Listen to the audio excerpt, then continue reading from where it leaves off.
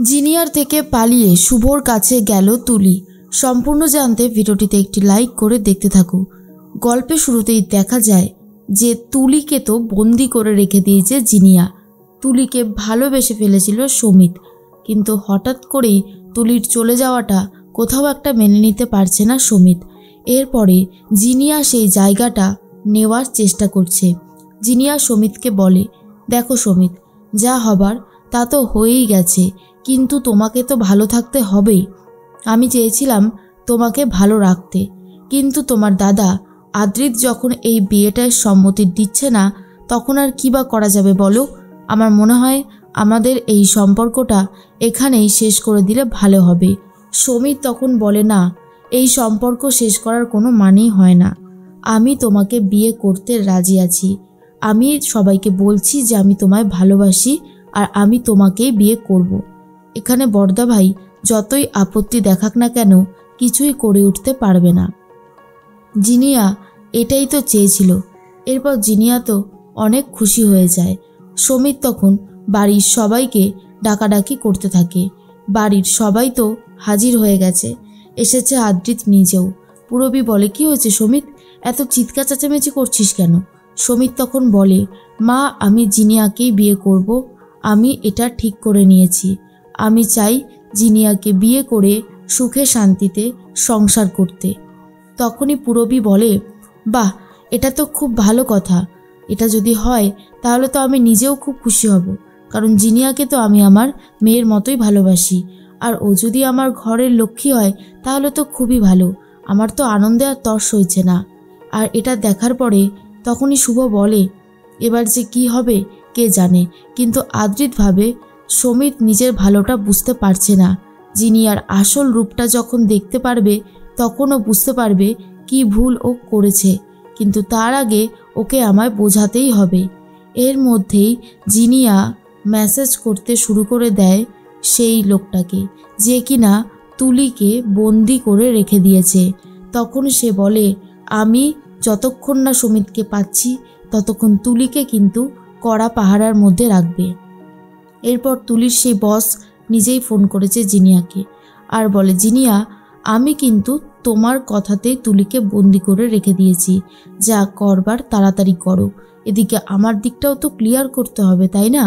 জিনিয়া বলে, তুমিও তো তুলিকে ভালোবাসো, তাহলে তুমিও বিয়ে করে নাও, ঝামেলা একবারেই মিটে যাবে।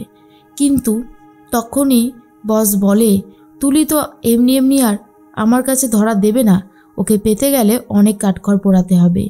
এর মধ্যেই তো শুভ সেবন্তীকে বলে, বিয়েটা হচ্ছে তো ঠিকই, কিন্তু ছোটো মা যেরকমভাবে জিনিয়াকে নিয়ে বাড়াবাড়ি করছে, কোনো অশান্তি আবার না হয়। রঞ্জিনী বলে, এই যে ডোনাকে মাথায় তোলার পর ডোনা এখন যা শুরু করেছে, এরপর জিনিয়া করবে। না না বাবা, আমি আমার ছেলের বউকে এতটা মাথায় তুলব না, তাহলে একেবারে পেয়ে বসবে। তখন সেবন্তী বলে, আমি বাবা কিছু বলবো না, আমি এখন কিছু বললেই খারাপ হয়ে যাব। এরপর জিনিয়া তো আড়ালে আবডালে কথা বলছিল, ঠিক সেই মুহূর্তেই শুভ সেখানে পৌঁছে যায়। কিন্তু ঠাম্মি এমনভাবে শুভকে ডাক দেয় যে শুভ সাড়া দিয়ে ফেলে। জিনিয়া পেছনে তাকিয়ে দেখে শুভলক্ষ্মী ছিল, আর সেই জন্য জিনিয়া ভয় পেয়ে গেছে। শুভ ভাবে জিনিয়া কার সাথে কথা বলছিল। এরপরেই এখনও জিনিয়া বসের সাথে কথা বলে যাচ্ছে, আর সামনেই রাখা ছিল একটা ছুরি, আর সেই ছুরিটা দিয়ে তুলি নিজের হাতের বাঁধনটা কেটে ফেলে আর পায়ের বাঁধনটাও কেটে ফেলে। তখন সেটা বুঝতে দেয়নি বসকে। বস তুলিকে বলে, তুলি, তুমি খুব লাকি যে আমার মতন একজন মানুষকে পাচ্ছ, কিন্তু তুমি এরকম জেদ করছো কেন? তুলি বলে, আমি আপনাকে কখনোই ভালোবাসতে পারবো না, আপনার মতো মানুষকে কখনোই ভালোবাসা যায় না, বুঝতে পেরেছেন? তুলির বস তো এসব শুনে আরও বেশি করে রেগে যায়। এর মাঝখানে তুলি দরজার ছিটকিনি খুলে পালিয়ে যাওয়ার চেষ্টা করছে। বসের চোখের আবডাল হতেই পালিয়ে যায় তুলি, কিন্তু তুলিকে দেখে নিয়েছিল বস, তারপরই তুলির পিছু নিতে শুরু করে। এদিকে সবাই মিলে কেনাকাটা করতে বেরিয়ে পড়েছে, শুভ, রঞ্জিনী, পূরবী, সেবন্তী।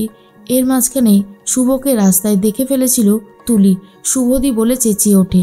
শুভ যখন পেছনে তাকায় তখন কাউকে দেখতে পারে না, কারণ সেই সময় তুলির বসও সেই জায়গাটাতেই উপস্থিত ছিল, তাই তুলি আর শুভকে ডাকাডাকি করতে পারে না। এর মধ্যেই শুভ খোঁজাখুঁজি করতে থাকে। সেবন্তী বলে, এটা তোর মনের ভুল হতে পারে। তখন তো চলে গেছে শাড়ির দোকানে আর সেখানে গিয়ে কালেকশন দেখতে থাকে।